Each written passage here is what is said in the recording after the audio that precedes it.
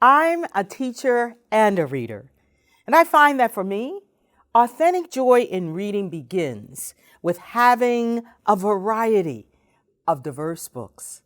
Books where I can not only see myself, but I can also appreciate and learn from the stories and experiences of others. That's one of the reasons why I'm working with educators all over the country to help bring the joy of reading to students through NEA's Read Across America. And that's why the National Education Association is so proud to partner with author and poet Kwame Alexander to bring his story of family and basketball to you as a story concert. I hope you're enjoying it as much as I am. Here's part 3 of The Crossover. And so now we're at the second quarter. So take us into the game, Amy.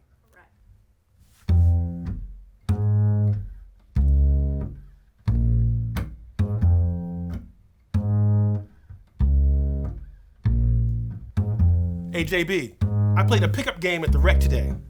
At first, the older guys laughed and wouldn't let me in unless I hit it from half court. Of course I did, all net. I wait for JB to say something, but he just smiles, his eyes all moony. I showed them guys how the Bells balled. I scored 14 points. They told me I should try out for junior varsity next year because I got hops. JB, are you listening? JB nods, his fingers tapping away on the computer, chatting probably with Miss Sweet Tea. I told the big guys about you too. They said we could come back and run with them anytime. What do you think about that? Hello? Earth to JB. Even though I know he hears me, the only thing JB is listening to is the sound of his heart bouncing on the court of love. Dad, this girl is making Jordan act weird. I mean, he's here, but he's not. He's always smiling. His eyes get all spacey whenever she's around, and sometimes when she's not, he wears your cologne. He's always texting her. He even wore loafers to school. Dad, you gotta do something. Dad does something. He laughs. Filthy, talking to your brother right now would be like pushing water uphill with a rake. This isn't funny, Dad. Say something to him, please. Filthy, if some girl done locked up JB, he's going to jail. Now let's go get some donuts. Basketball rule number 5. When you stop playing your game, you've already lost. Show off. Up by 16 with 6 seconds showing, JB smiles, then struts, sidesteps, stutters, spins, and sinks a sick, slick, sliding, sweet 7-foot shot. What a show off.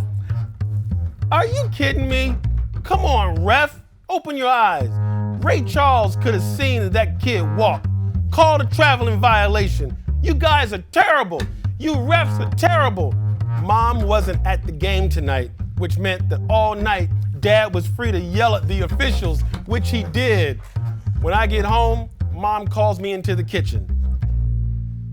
Normally, she wants me to sample the mac and cheese to make sure it's cheesy enough, or the oven-baked fried chicken to make sure it's not greasy and stuff. But today on the table is some gross-looking orange creamy dip with brown specks in it. A tray of pita bread triangles is beside it. Maybe Mom is having one of her book club meetings.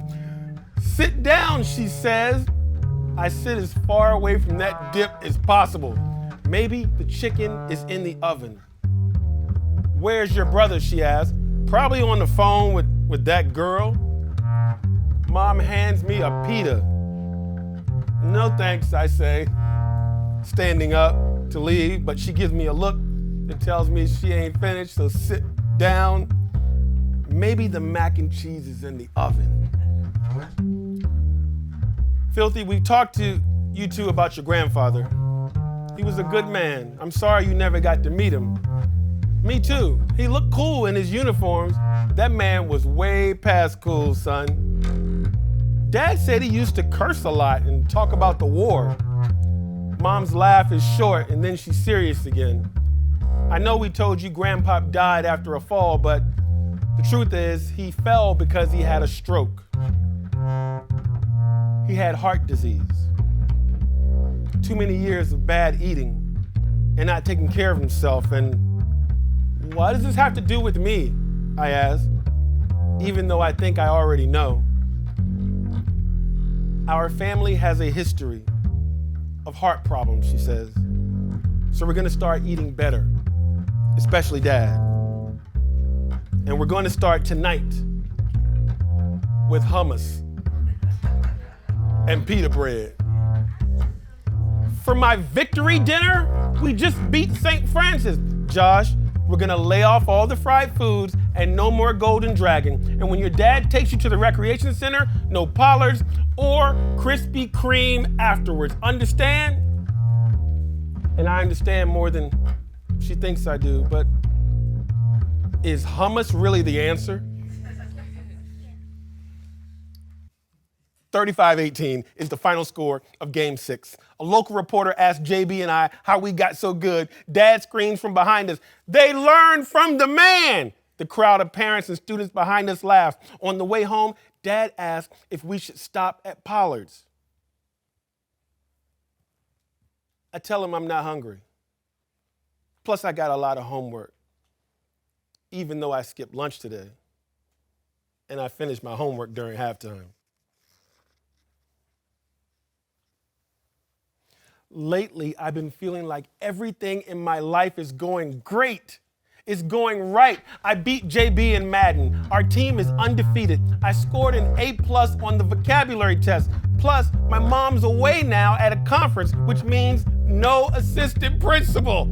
I am a little worried though, because as Coach likes to say, you can get used to things going well, but you're never prepared for something going wrong. That's deep. I'm on free throw number 27. We take turns switching every time we miss. JB has hit 41, the last 12 in a row. Filthy, keep up, man, he says. Dad laughs loud and says, Filthy, your brother is putting on a free throw clinic. You better. And suddenly he bowls over, a look of horror on his face, and starts coughing while clutching his chest. Only no sound comes. I freeze. JB runs over to him. Dad, you okay? Dad, are you okay? I still can't move.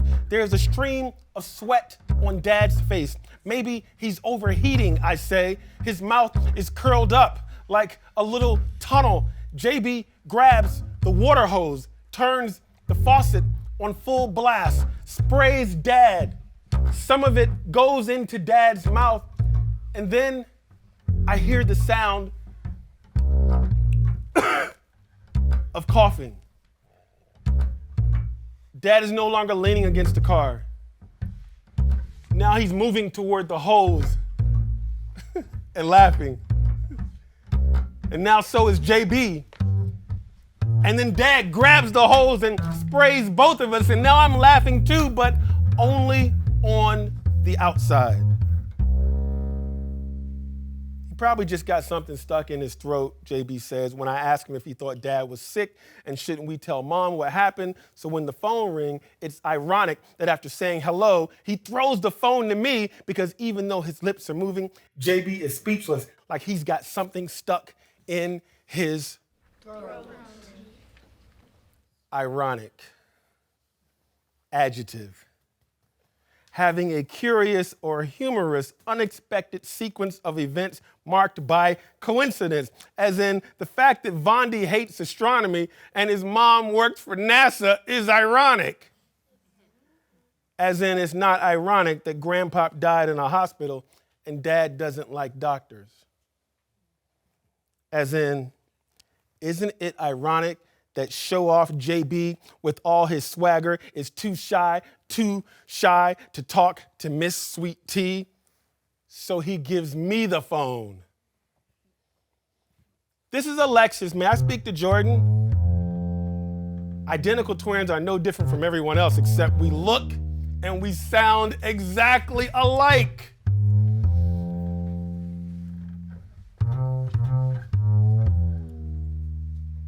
Was that your brother? Yeah, that was Josh. I'm JB. I know who you are, silly. I called you. Right. Do you have any siblings, Alexis? 2 sisters. I'm the youngest and the prettiest. You haven't seen them. I don't need to. That's so sweet. Sweet as pomegranate. Okay, that was random. That's me. Jordan, can I ask you something? Yep. Did you get my text? Yeah. So what's your answer? My answer? I don't know.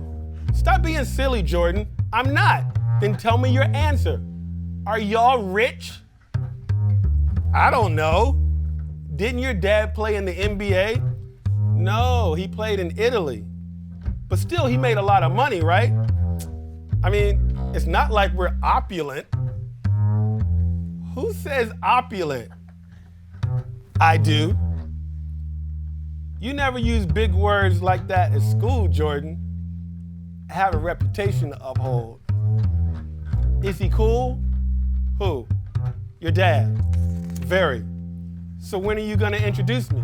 Introduce you to your parents? I'm waiting for the right moment, which is when? So Jordan, am I your girlfriend or not? Can you hold on a second? Sure, she says. Cover the mouthpiece, Jordan says to me. I do, and then I whisper to him. She wants to know, are you her boyfriend? And when are you gonna introduce her to mom and dad? What should I tell her, Jordan? Tell her, yeah, I guess. I mean, I don't know. I gotta pee. Jordan runs out of the room, leaving me still standing in his shoes. Okay, I'm back, Alexis. So what's the verdict, Jordan? Do you want to be my girlfriend? Are you asking me to be your girlfriend? I think so. You think so? Well, I have to go now. Yes. Yes what? I like you a lot too. I like you too, Jordan. Precious. So now I'm precious? Everyone calls you JB. Then I guess it's official. Text me later. Good night, Miss Sweet. What'd you call me? Good night, my sweetness. Good night, precious. JB comes running out of the bathroom. What'd she say, Josh? What'd she say? What'd she say? Come on, tell me. She says she likes me a lot. I tell him. You mean she likes me a lot, he asks. Yeah, that's what I meant. JB and I eat lunch together every day, taking bites of mom's tuna salad on wheat between arguments. Who's the better dunker, Blake or LeBron? Which is superior, Nike or Converse? Only today, I wait at our table in the back for 25 minutes, texting Vondi, who's homesick, eating a fruit cup alone before I see JB strut into the cafeteria with Miss Sweet Tea holding his precious hand.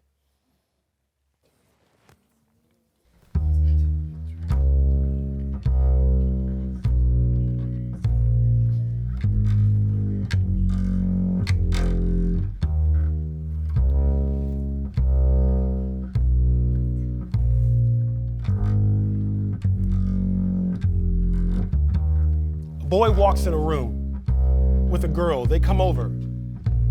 He says, "Hey, Filthy McNasty," like he's said forever, but it sounds different this time. And when he snickers, she does too, like it's some inside joke. And my nickname's some dirty punchline. When we get to practice, coach says we need to work on our mental game. If we think we can beat Independence Junior High, the defending champions, the #1 seed, the only other undefeated team, then we will. But instead of drills and sprints, we sit on our butts and make weird sounds. Om, om, om. And we meditate. And we meditate. Suddenly, I get this vision of JB in a hospital. And I quickly open my eyes, turn around, and I see him looking dead at me like he's just had the same vision and seen the same thing. Second person, after practice, you walk home alone. This feels strange to you because as long as you can remember, there's always been a second person. On today's long, hot mile, you bounce your basketball, but your mind is on something else, not whether you will make the playoffs, not homework, not even what's for dinner. You wonder what JB and his pink Reebok-wearing girlfriend are doing. You do not want to go to the library, but you go. You go because your report on The Giver is due tomorrow. And JB has your copy. But he's with her, not here with you, which is unfair. It's unfair because he doesn't argue with you about who's the greatest, Michael Jordan or LeBron, like he used to, because JB will not eat lunch with you tomorrow or the next day or the day after that or next week, because it's unfair because you are walking home by yourself, and your brother owns the world, and your brother owns the world. Third wheel, you walk into the library. You glance over at the music section. You look through the magazines. You even sit at a desk and pretend to study. You ask the librarian, where can you find The Giver? She says something odd. Did you ever find your friend? And then she points upstairs. On the second floor, you pass by the computers, kids checking their social media, more kids in line waiting. In the biography section, you see an old man reading a book called The Tipping Point. You walk down the last aisle, teen fiction, and you come to the reason why you're here. You remove the book from the shelf, and there, behind the last row of books, you find the friend the librarian was talking about. Only she's not your friend, and she's kissing your brother.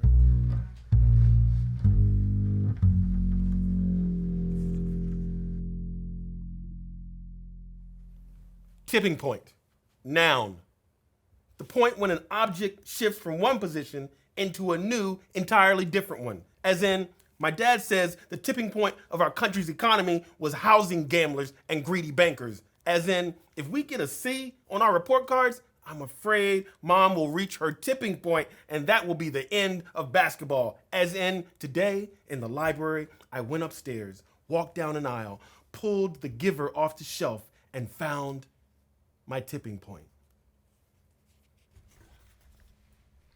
The main reason I can't sleep is not because of the game tomorrow night. It's not because of the stubble on my head. It feels like bugs are breakdancing on it. It's not even because I'm worried about Dad. The main reason I can't sleep tonight is because Jordan is on the phone with Miss Sweet Tea. And between the giggling and the breathing, he tells her how much she's the apple of his eye and he wants to peel her and get under her skin. And give me a break. I'm still hungry, and right about now, I wish I had an apple of my own. I have it all planned out. When we walk to the game, I will talk to JB man to man about how he's spending way too much time with Alexis and not enough time with me and Dad. Except when I hear the horn, I look outside my window and it's raining and JB is jumping into a car with Miss Sweet Tea and her dad, ruining my plan.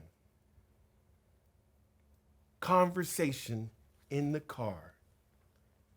I ask Dad if going to the doctor will kill him. He tells me he doesn't trust doctors, that my grandfather did, and look where it got him. 6 feet under at 45. But Mom says your dad was really sick, I tell him, and Dad just rolls his eyes. So I try something different. I tell him that just because your teammate gets fouled on a layup doesn't mean you shouldn't ever drive to the lane again. He looks at me and laughs so loud we almost don't hear the flashing blues right behind us. Game time is 6:00 p.m.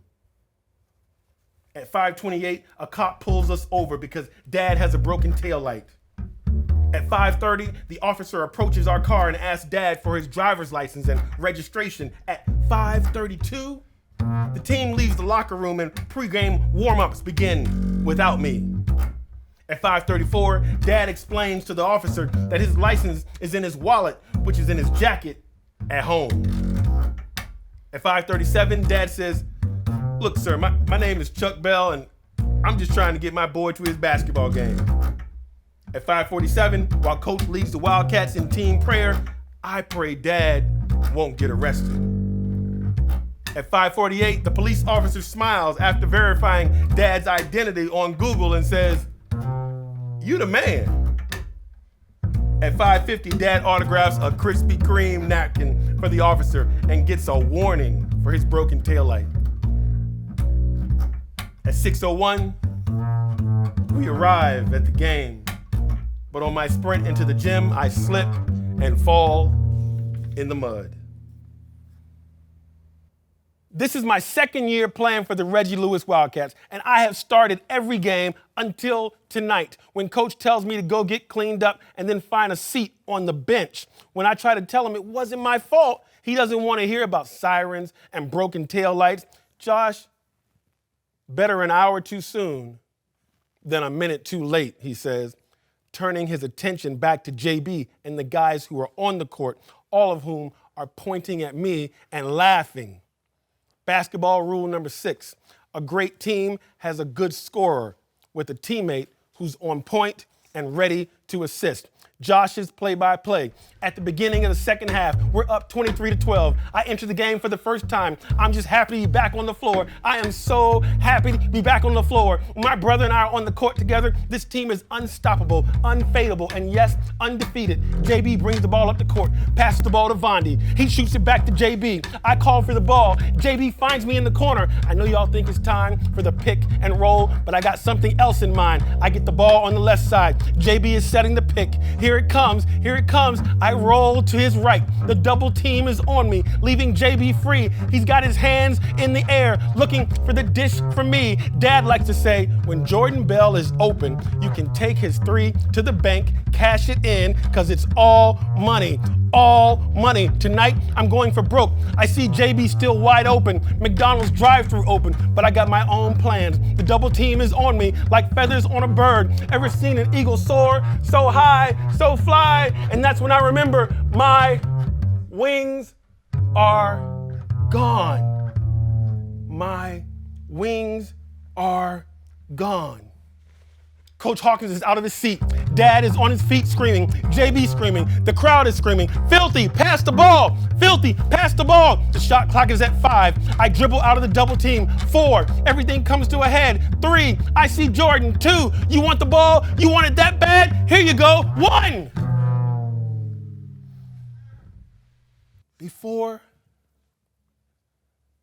today, I walk into the gym covered in more dirt than a chimney when JB screams, "Filthy's McNasty." The whole team laughs, even Coach, and then I get benched for the entire first half for being late. Today, I watch as we take a big lead and JB makes 4 threes in a row. I hear the crowd cheer for JB, especially Dad and Mom, and then I see JB wink at Miss Sweet Tea after he hits a stupid free throw. Today, I finally get into the game at the start of the second half. JB sets a wicked pick for me, just like the coach showed us in practice, and I get double teamed on the roll, just like we expect. Today, I watch JB get open and wave for me to pass. Instead, I dribble, trying to get out of the trap, and watch as coach and dad scream for me to pass the ball.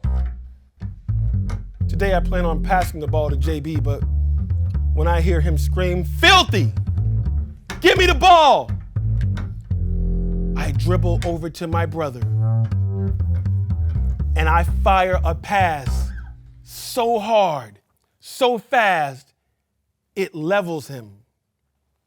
The blood from his nose still shooting long after the shot clock buzzer goes off. After. On the short ride home from the hospital, there is no jazz music or hoop talk, only brutal silence, the unspoken words, volcanic and weighty. Dad and Mom solemn and wounded. JB bandaged and hurt, leans against his backseat window, and with less than 2 feet between us, I feel miles away from all of them. When we get home, "Sit down," Mom says.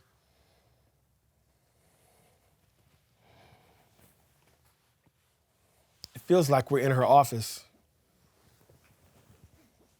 "Can I make you a sandwich?" But we're in the kitchen. "Josh, would you like a tall glass of orange soda?" Mom doesn't ever let us drink soda. "Eat up, son, because this may be your last meal." Here it comes. Boys with no self-control become men behind bars. Have you lost your mind, son? No. Did your father and I raise you to be churlish? No. So what's been wrong with you these past few weeks? Put that sandwich down and answer me. I guess you've just been what? Deranged? Don't you me. Talk to me like you have some sense. I didn't mean to hurt him. You could have permanently injured your brother. I know, I'm sorry, Mom, I'm sorry. You're sorry for what? I'm confused, Josh. Make me understand. When did you become a thug? I don't know, I was just a little angry. Are you gonna get angry every time JB has a girlfriend? It wasn't just that. Then what was it? I'm waiting. I don't know. Okay, well, since you don't know, here's what I know. I just got a little upset, Mom. Not good enough. Your behavior was unacceptable. I said, I'm sorry. Indeed you did. But you need to tell your brother, not me. I will. There are always consequences, Josh. Here it comes. Here it comes. Dishes for a week, no phone, or worse, no Sundays at the recreation center. Josh, you and JB are growing up. I know. You're twins. You're not the same person. But that doesn't mean he has to stop loving me. Your brother will always love you, Josh. I guess boys with no discipline end up in prison. Yeah, I heard you the first time. Don't you get smart with me and end up in more trouble. Why are you always trying to scare me? We're done. Your dad is waiting for you. Okay, but what are the consequences? You're suspended. From school, from the team. Churlish, adjective, having a bad temper and being difficult to work with. As in, I wanted a pair of Stephon Marbury sneakers, but Dad called him a selfish millionaire with a bad attitude, and why would I want to be associated with such a churlish choke artist? As in, I don't understand how I went from annoyed to grumpy to downright churlish. As in, how do you apologize to your twin brother for being churlish, for almost breaking his nose?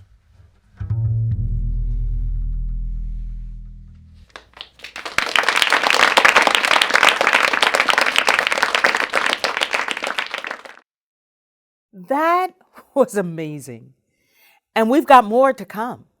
Kwame and Amy will share the crossover in 5 episodes, with 1 episode being released each day. We'll have a playlist on NEA.org/crossover. Educators can also head there for tools and tips on how to use this story concert or book in a middle school classroom or library. Thanks for watching.